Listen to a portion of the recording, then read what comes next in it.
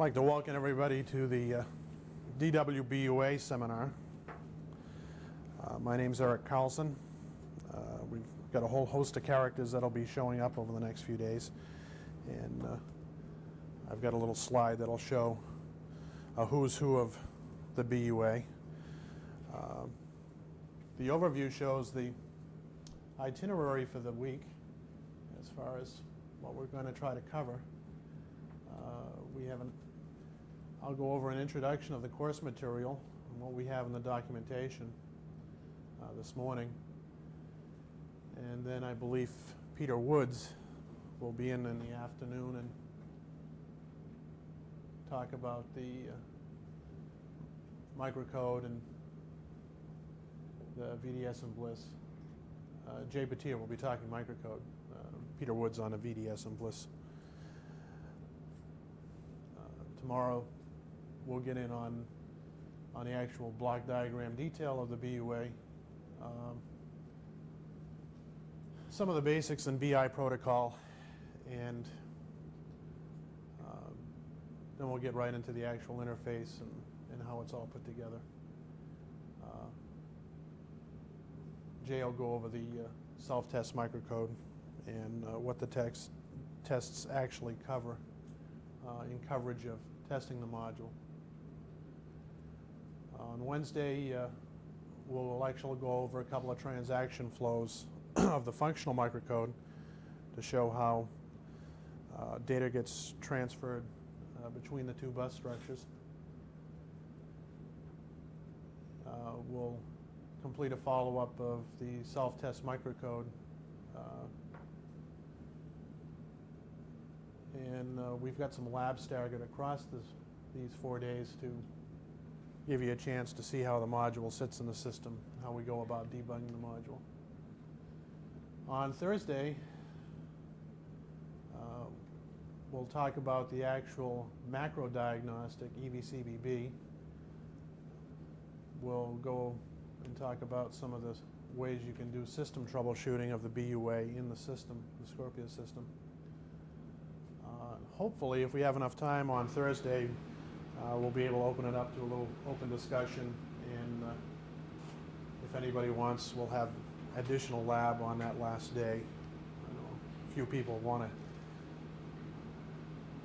probably get out early on Thursday, so we'll try to leave that last lab open to those who really want to use it. So who's who on the BUA? There's yours truly. I'm the poor soul that's responsible for the project. Jay Batia, who is the lifeblood of the BUA, has written the microcode along with Dave Mayo. Originally, they shared the construction of the functional and self-test code work, and Dave is currently on getting his master's degree or doctorate degree out in New York State. He'll be back in June to carry on any code mop-up that occurs during the field test. Peter Woods is in charge of the BUA diagnostic, the macro diagnostic. You'll be meeting these people later on this week. Tom Stylianos is in engineering of the stage 1 manufacturing process. Mike Marston is also another engineer in the stage 1 process. Barbara is a technician up in Salem that's done a lot of work with the BUA, and will be good to ask questions from time to time in the labs as far as having knowledge of running BUAs under test. And then the last two people I put on a list for those who are going to be using any of the L260 test work. Bill Clements has done a lot of test development on the L260 for getting the BUA to be debugged on that tester, and Peter Durr is in charge of the F333 development. So that basically covers the main characters on the DWBUA.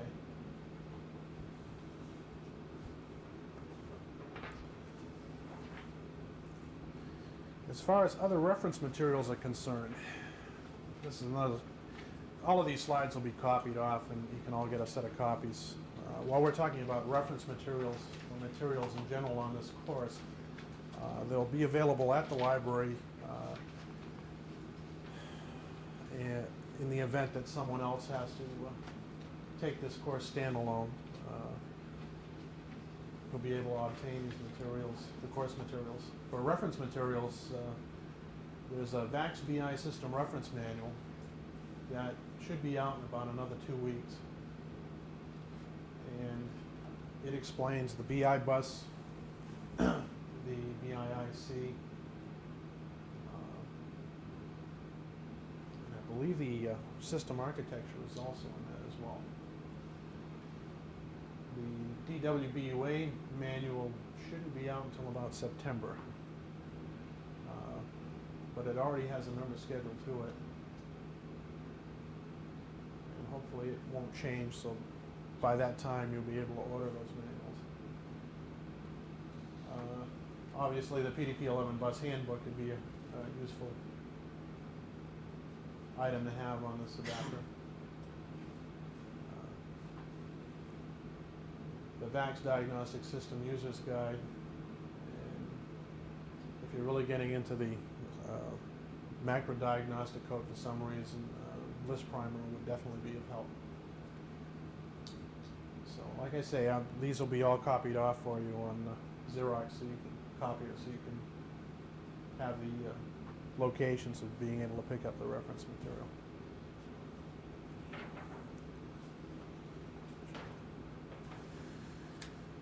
Now, that course material is basically three binders. The brown binder is the print set, and within that print set we have a block level diagram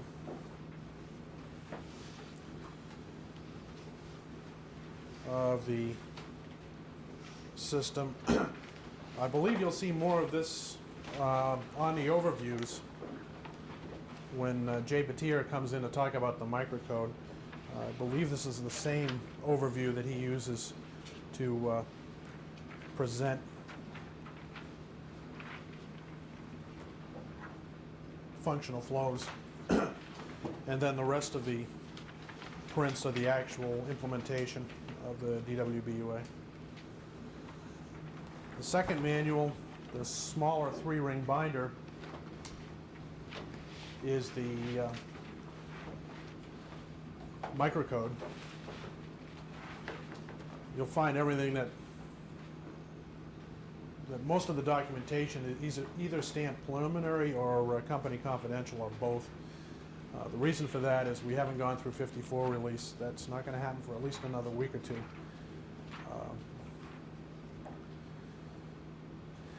And I'm not sure as to what the state is as far as the BI bus, as far as the rest of the world knowing about it. So at this point, you might as well consider most of this material company confidential. The largest manual contains the majority of the course material we'll be trying to cover.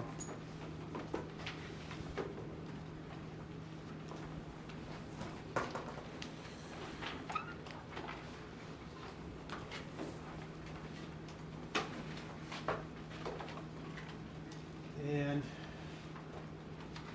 it breaks down into two main sections. There's a series of data sheets in the second half of the notebook that gives the design detail for the internal data path gate array, the parity gate array, the sequence controller, the arithmetic processor, the PALs and their equations.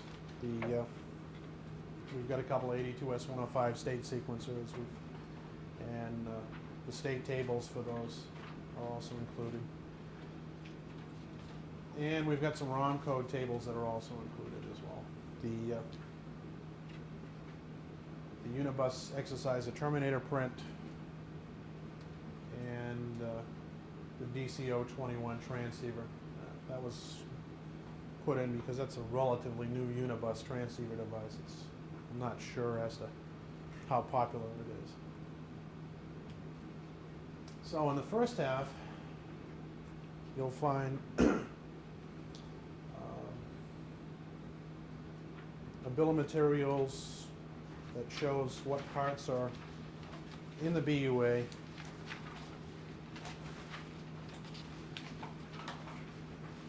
There's some package pinouts of the BIIC. Then there's a fairly lengthy technical document,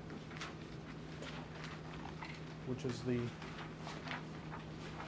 DWBUA technical document. This has been rewritten, I should say, created by one of our tech writers here. It's pretty straightforward, and there's some very good appendixes in the back of the manual that explain in quite. Want to get that mic?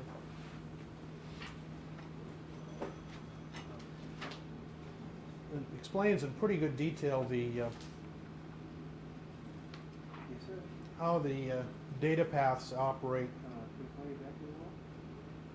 and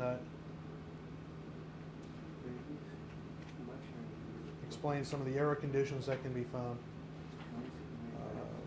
Section 2 of the technical document covers installation and troubleshooting at the system level.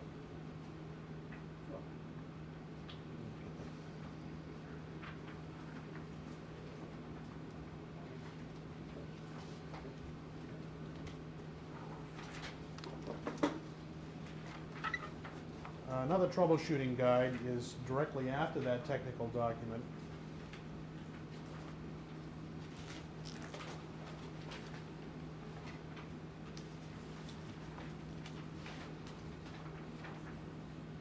This was written up by Barbara, and it covers the different microcode tests and what each test is intended to perform. So if you have to deal with the BUA at the microcode level, you should be able to find this quite useful. The section after that is on the microcode definitions themselves, and it explains the patterns of microcode and what fields generate what kind of sub-operations on the BUA.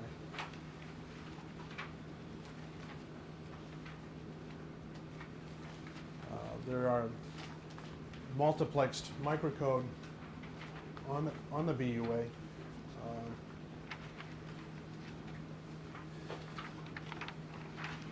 So, although there's 56 bits of microcode, if you were to run it all out flat instead of multiplex, it'd probably show up at least a third higher in number. We also wouldn't be able to fit it on a PC card.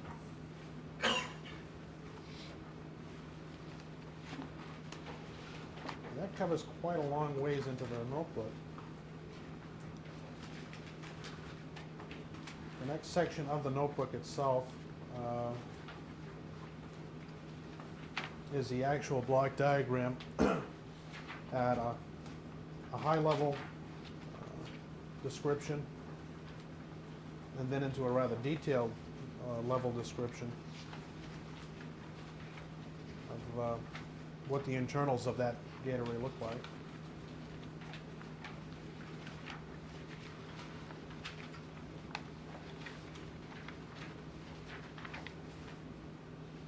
Personally, if you can understand the first four, you can almost forget the other ones.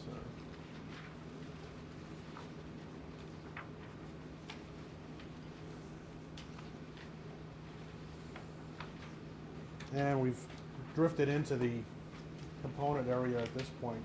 The next section you'll find is on the 2910 microprogram controller.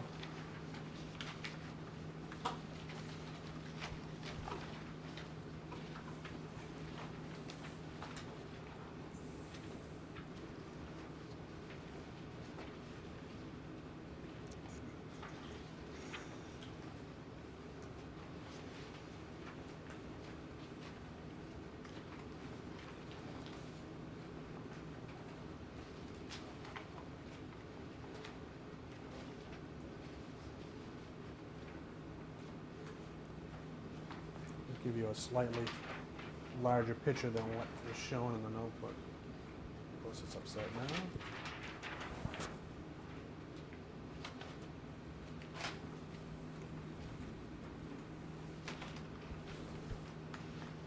The 2910 is the heart of the microcode machine within the BUA.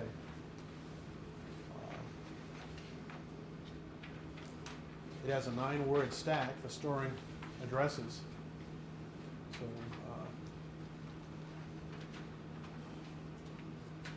when we do any microcode subroutine work, that stack gets loaded with next addresses after return from subroutine.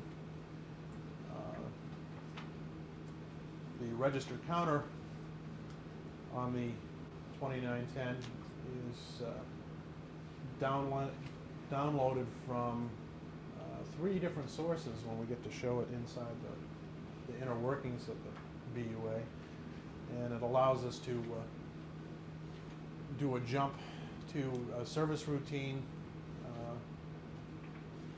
whether that service routine be a BI to Unibus transfer or a Unibus to BI transfer.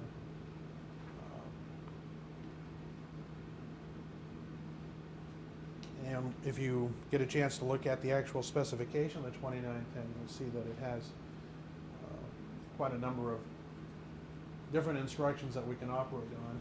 It's a 4-instruction, 4-bit instruction field for the actual controls that it'll place on the stack and microprogram counter. Perform the one of 16 different opcodes, and it's a 12-bit bus for controlling the internal addresses. That's all I want to get into at this point, just to give you a flavor for what the 2910 looks like.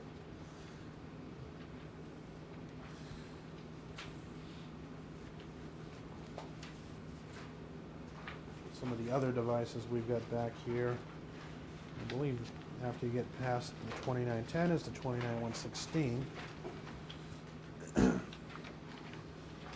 And this little beastie performs all the arithmetic logic work that has to be done on the BUA.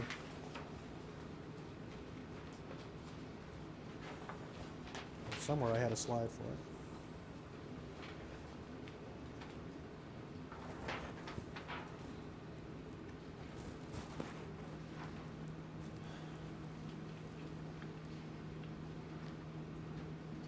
We have a 16-bit instruction that is fed into the 29116, and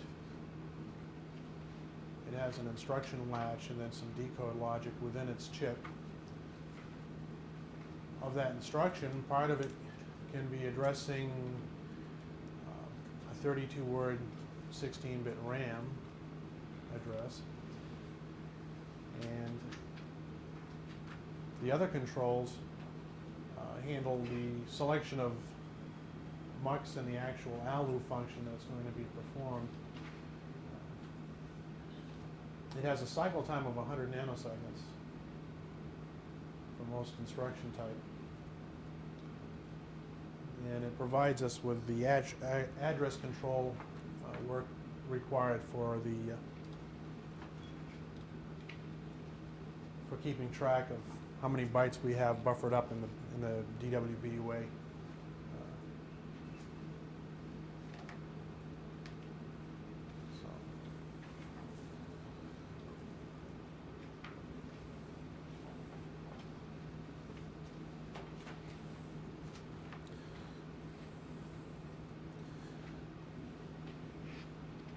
The instruction set on it is quite extensive. You'll notice that it takes up a good quarter inch just to show all the specifications of the 29/116 instruction set. And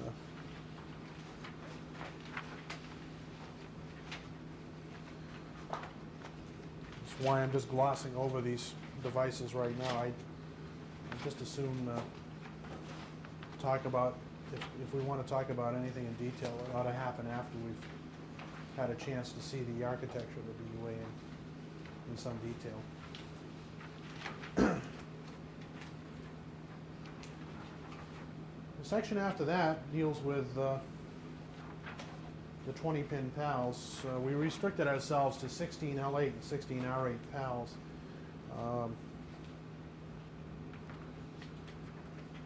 The 16 L8 is a non-registered PAL type, and allows product terms to be ORed up to make a specific output. Within the BUA, we have quite a number of L8s and R8s in our design.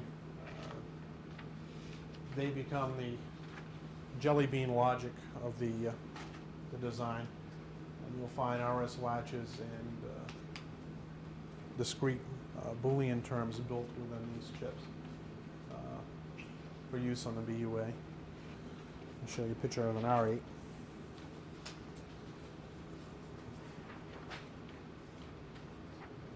Again, this one has the same ORing function. The only advantage at this point is that you have this fed into D-type latches, and the Q bar side is returned back as an additional feedback path.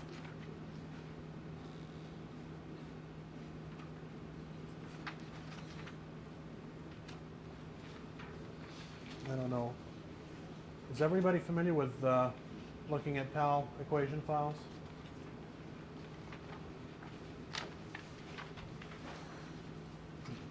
I think you'll find right after the section of R8s and L8s, we have the actual PAL equation files for the BUA.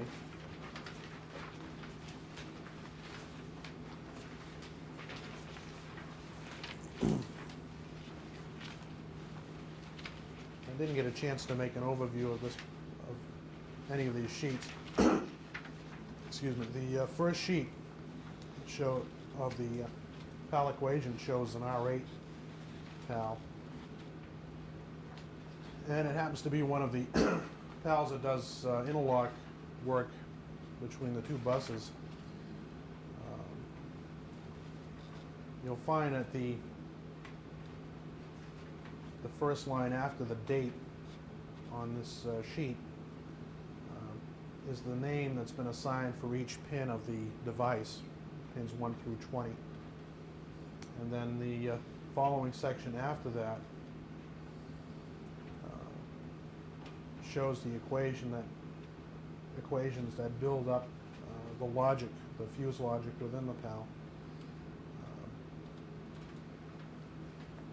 The asterisks represent the AND function, the plus signs represent OR functions, and the slashes in front of the signal names make the signal name knotted. So if you skip down about halfway down the page, it says if delayed path lock equals bus busy and not delayed internal bus busy and not internal bus busy, or sequence acknowledge, or not NPG low. And In this case, it goes on and on and on, but if you really get stuck with a piece of logic at the PAL level, these are probably the easiest section to go through as far as trying to debug the PAL.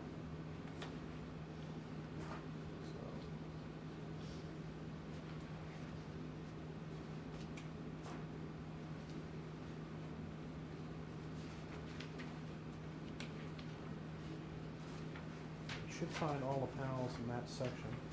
The following section after that is the 82S105.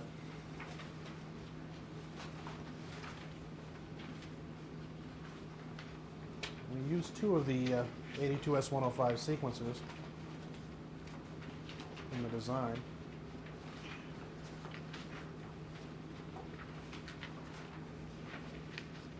And the very first page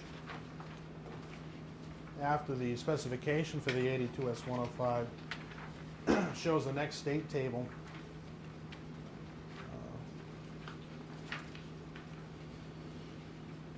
Basically, the large column, set of columns on the left-hand side of that page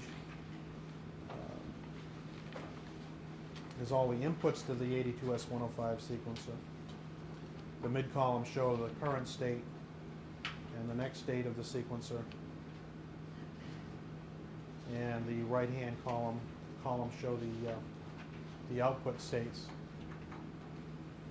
The dash bars in the output column say that it's I don't care, whatever the previous state was that was on the output will remain that output.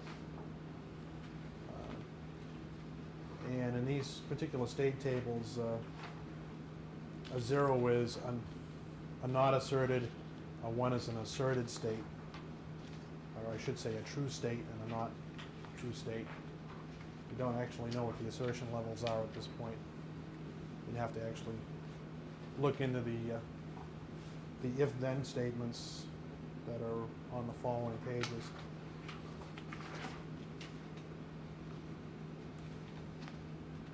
In most cases, you can derive from that first sheet what the state should be. If you take the extreme right output line, it says MTF low. So where the 1 shows that you initialize it to a true state, that means it's going to be initialized low.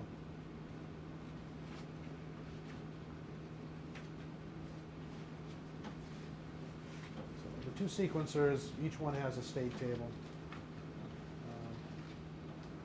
Is in this section.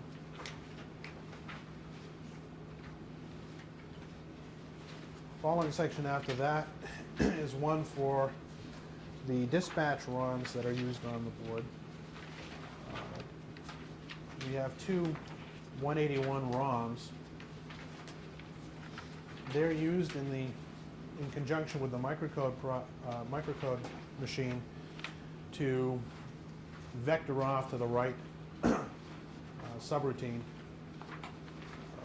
in functional code. One of the ROMs does the vectoring off for subroutines of BI to unibus transactions or BI to internal register transactions. The other ROM vectors off for unibus to BI transaction types. So the next tables after that, 181 spec, just shows what addresses have been fixed in those ROMs for the particular transaction types. And the first vector set that you'll see is the unibus to BI prom set. It shows the different transaction type data that will address the ROM, and then the actual vector address on the right-hand side that the microprocessor machine will see.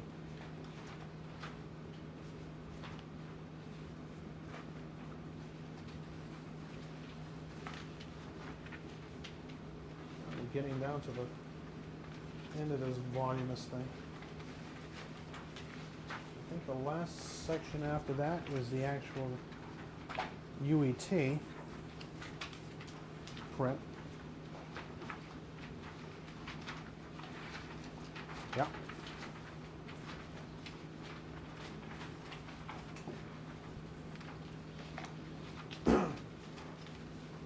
So the Unibus or Exerciser Terminator is on the back section.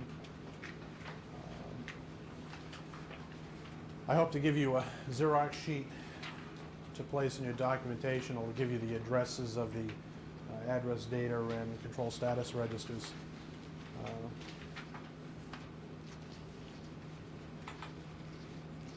Make it a little bit easier to use the document.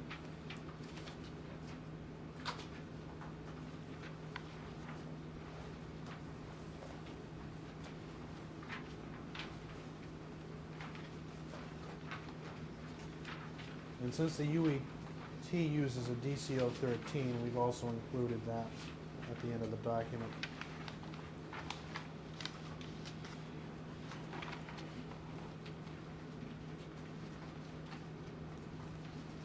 All right, Tom. Where's the DCO21? That's some of the loose sheets that were passed out this morning. Oh, okay. And this would be an appropriate time for you to put them into your binders.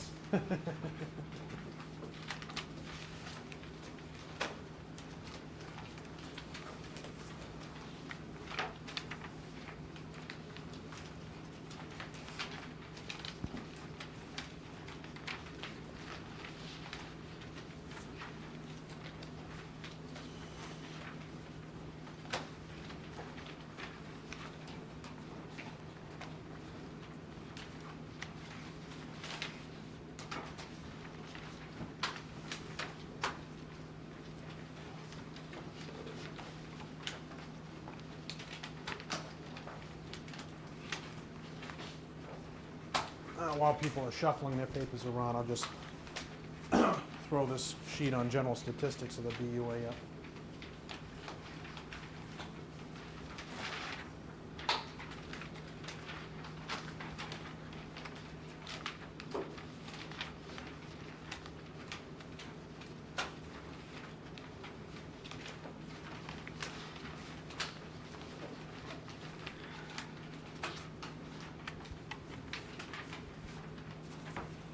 If anyone should discover they're missing a portion of their book, make note of it.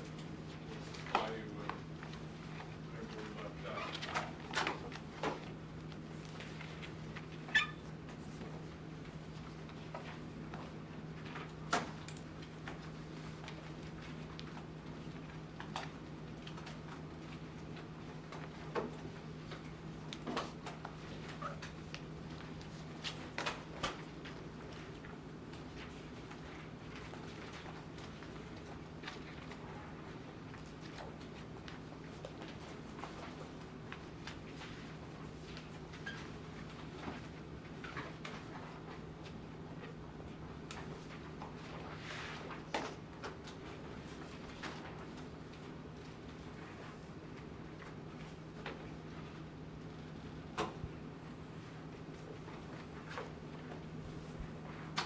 Okay, the BUA is on a standard BI card size. It's 8.2 by 9 inches. It's a 10-layer board. So conventional edge cutting is totally out the window for construction work. There's approximately 95 ICs on the board. Power right now runs about, worst case, in the order of about 9 to 10 amps. This sheet's an old overview sheet from a previous course I happened to steal this morning. The logic architecture is a 2910 microcode controller with 282S105 subsequencers and a 29116 arithmetic processor. It's 56 bits of microcode, and that's to a 2K depth. And right now the special features is data path and buffer controls are implemented in one 144-pin CMOS gate array. A later option that will be ECO'd in on the BUA is also a parity gate array has been implemented to put parity on the map registers and internal control registers of the BUA. The bandwidth runs between 0.2 and 1 megabyte per second.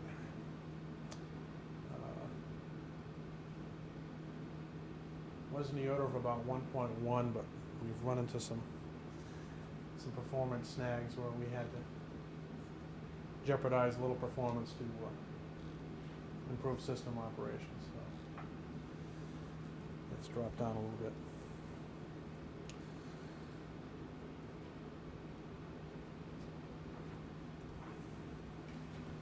At this point, Tom, I'm going to run into some of the block diagrams and start giving a flavor for the BUA.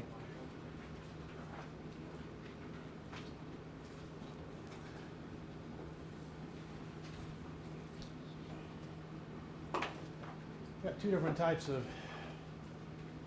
control work we're handling here. This diagram is about as basic as you'll get for a BI to Unibus adapter. We handle BI to Unibus transfers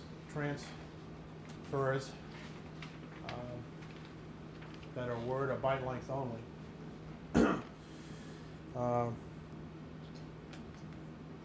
Which means on the BI bus, if someone sends us a long word transaction, we only play with the word of the transfer. Which word is determined by address bit 1. And it results in direct actions on the Unibus. That means that there's no buffering of BI traffic to the Unibus. Unibus to BI transfers are of two types, buffered and direct. The direct path transfers act just like the BI to Unibus transfers in that they're direct action, and they are not buffered up. The buffer transactions, we've got 5 separate buffer data paths on the BUA. Each one can hold an octaword of data for read and write transfers. So we're minimizing the bandwidth use of the BI bus by running DMA traffic through data buffers.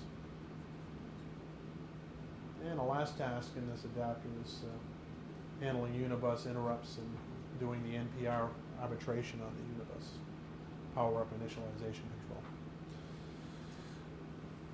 So that on one sheet is a BUA. We take it down a little bit lower in detail. You'll find that the BUA's basic construction is one of a BI slave interface, a BI master interface, a section of logic for data paths and internal storage, and a Unibus interface. And all of that gets tied together with the 2910 microcode state machine.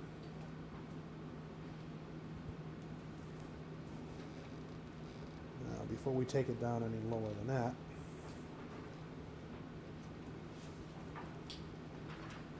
I'll just give you an overview of the hardware that's on the board. We're composed of 6 major logic areas. The BIIC interface is one section. We have slave port responses from that BI interface that we handle in PALs. We have a master port control sequencer that controls how we talk out to that BI. The next section of logic area is the Unibus interface. We have a Unibus control sequencer, subsequencer, which is an 82S105. We have a segment of arbitration logic that takes care of the NPR arbitration on the Unibus. We also have an additional piece of logic which isn't mentioned on this overview, and that's there's some interlock logic that's kind of interconnects between the BI bus and the BI interface and the Unibus interface. to guarantee that we don't lock up the adapter between incoming slave traffic and from the BI and incoming Unibus traffic. The third major logic section is the data path gate array, which is composed of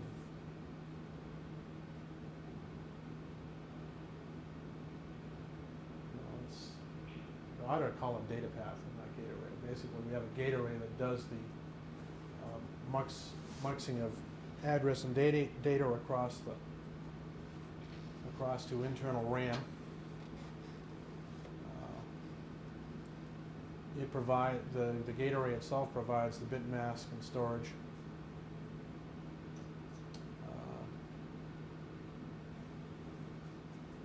It is the BUA internal data path and address path. The internal RAM is 2K by 32. It's the place where the BUA internal register set is stored. The map registers for defining address areas on the BI, and the buffer data path storage area, the actual data that's stored in buffer transactions. The next section is the 29116, which performs the address and control status register storage, and the buffer data path byte count manipulation. We have to keep track of how many bytes in each buffer we have, since we have 5 independent data buffers. So how far we've loaded the buffer and when we can transfer that octa word off to the BI is handled in the 29116. And then lastly, the 2910 microcode state machine controls the gate array, controls the 29116, and sends instructions to the subsequencers, which are the 82S105s, the Unibus sequencer, BI masterport sequencer. And it ultimately interlocks the transactions between the buses. So,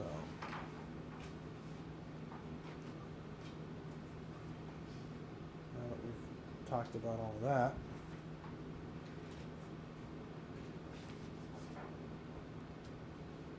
this diagram shows us a little bit what I've been talking about. We have this. We haven't talked about BI traffic or structure at this point. But we have a specialized IC that handles all of the BI bus traffic for us. We have a user side that's known as the BCI of the BIIC chip. On that user side, we have a section of logic for the slave port to field the transactions that are directed to us from the CPU or some device on the BI bus. And we have a masterport sequencer for sending traffic out to the BI bus. The data transceivers are independent 19 class type logic. It's 74F543 chips. They're bidirectional transceivers with latches in them. So any data that has to go between BI and the Unibus transceivers is run across this internal bus that we've called a buffer data path bus. We also have address latching for BI address and an internal address bus called the buffered address bus or BAD bus. And then you see that runs off to the Unibus address transceivers below. In between that address and data, buffered address and buffered data path bus, we have the BUA's data path gate array. And if there's any manipulation that has to happen to data that comes in on the BI bus, such as swapping the high and a low word of a long word to transfer to the unibus, it happens within the gate array. If there is data that has to be stored, the gate array supplies the address and control to the internal RAM set, which is right here.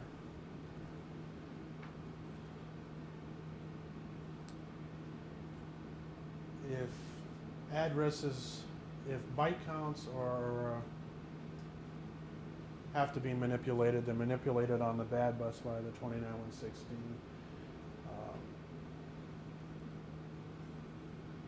Address translation occurs when we have to take the 18-bit unibus and translate it into a 30-bit BI address. That function occurs through the BUA gate array. We have some specific control functions nested within that gate array that would just take up too much logic otherwise. But this shows the basic data paths. And to the right of this whole mess, the 2910 microcontrol unit shows the dotted lines going off to control the major portions of the major control portions of the device. Now, if I haven't lost anybody yet,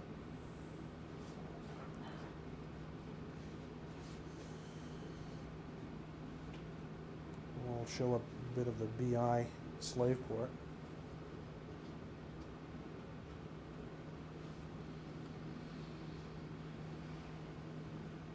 On the BI slave port, the user side will see a 4-bit instruction field.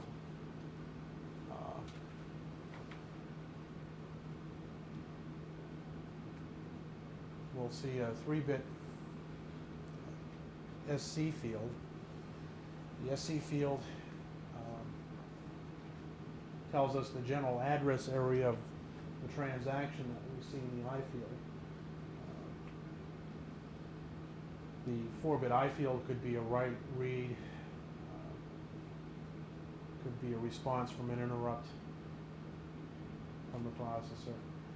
But the SC field tells us whether that address is targeted to the unibus address area, to the internal of the BUA, or to the actual internal registers of the BIIC chip.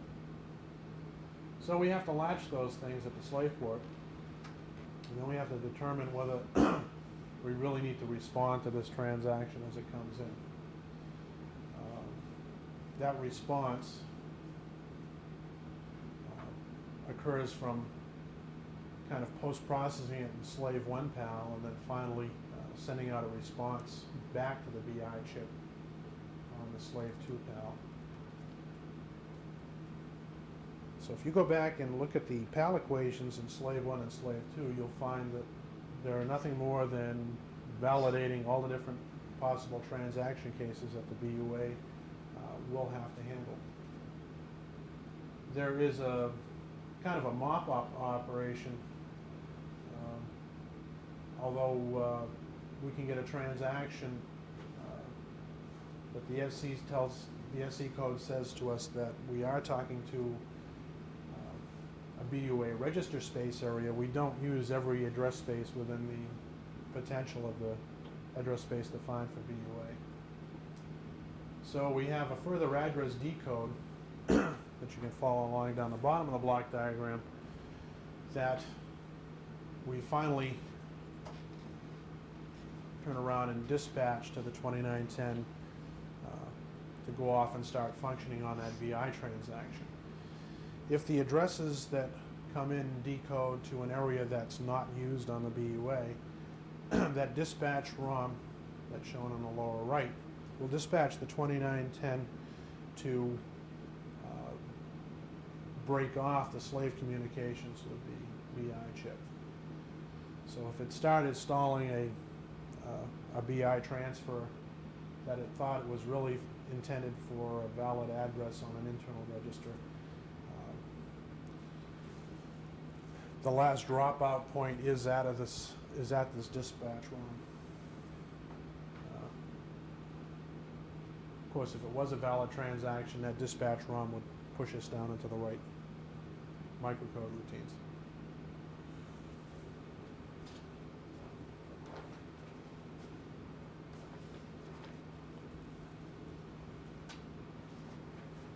BI master port is when the BUA is trying to generate traffic on the BI bus. And to do that, we have to send some requests out to the user side of the BI chip, and that happens to come out of this MAS P1 PAL. The MAS P1 PAL is controlled by microcode bits here, and those two request lines go back off to the BI chip. At some point we'll receive a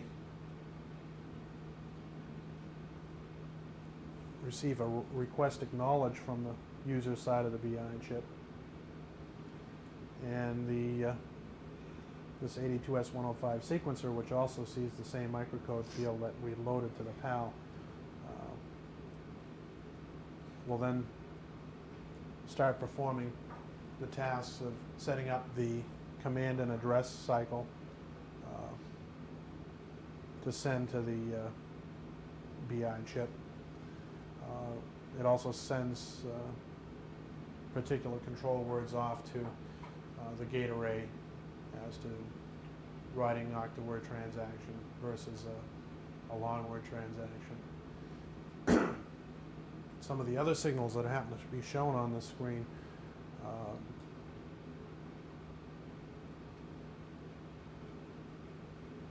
well, when we're running a master transaction where we're playing the master, we have to keep track of whether the traffic was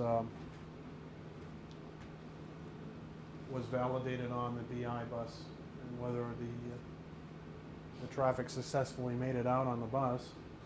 And we have to follow this 5-bit event field that occurs out of the user side of the BI chip. That event code comes every 200 nanoseconds and tells us what's transpired on the BI bus. In some cases, it tells us that a master transaction is completed, which is a key one for the BUA to see when it's using the master port. Other times, a retry of a command will be encountered, or a parity error will be encountered on the BI bus, in which case those events will either give us a master port failed or a master port complete.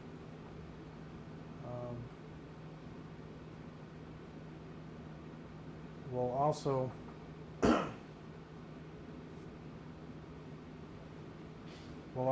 reset the MAS P1 PAL's controls on particular events as we're a master as well. So that's basically the implementation of the 82S105 master port sequencer.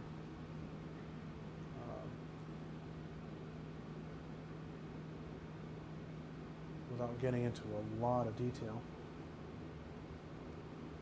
Are there any questions at this point? Am I going too fast? Too slow?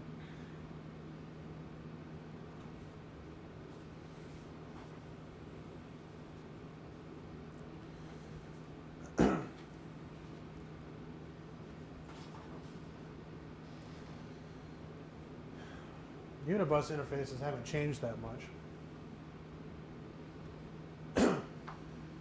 We're still using some pretty basic Unibus transceivers. If you look at our interface today, we've got address transceivers, and you'll notice that the Unibus address 17 through 0, you'll see bad bits 15 through 0. You'll find that there's a 2-bit shift when you bring Unibus address onto the internal address bus. The reason for this is the 29116 needs to manipulate the high order address bits. So we kind of do a mini translation through the transceivers when we bring it into that buffered address bus. The data transceivers are a direct mapping into the buffer data path bit area. And there's a PAL that controls selection of the data transceivers. The Unibus sequencer, which is that 82S105 again, and is also controlled from microcode, drives the control transceiver, which is an 8641, and handles the controls of the M-Sync and slave sync in bus busy. Now the 2910 machine is a synchronized machine. It's running off of 100 nanosecond clock that's derived from the BI clock, which we'll talk about in a little bit. Since that sequencer has specified setup times, we have to synchronize all of that. So you'll find the major control signals of the Unibus that we have to gate our sequencing on gets synchronized first prior to being used within the board. And the lower right hand side is the transceivers for taking care of the request logic, the NPRs and the bus requests of the Unibus.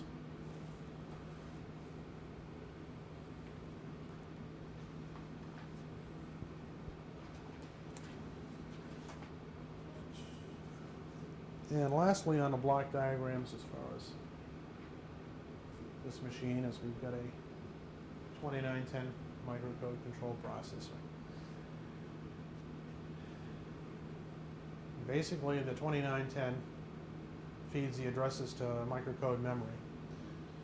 Those 2K by 8 proms are registered proms, which means the data's only going to change at low to high transitions of the clock. And the 2910 can take a condition code jump. It has a single input for condition codes.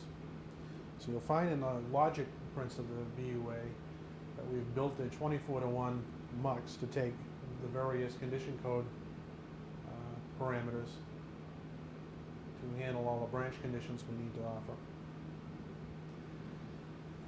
And to the lower left, you'll see that we have two dispatch proms, which take the transfer characteristics that are found at the slave port for the BI to Unibus and will mux into the 2910 to be able to vector off to the appropriate functional subroutine to handle that BI to Unibus transfer.